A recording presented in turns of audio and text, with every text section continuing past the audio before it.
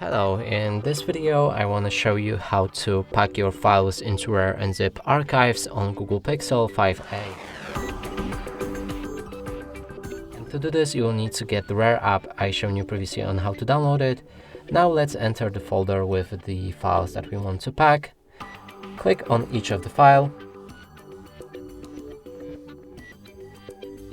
Then click on this plus button. You will enter archiving options. Here you can change basically anything about the archive you're gonna create, but I'm not gonna change anything as it's not necessary to create a simple one. So let's just click on OK.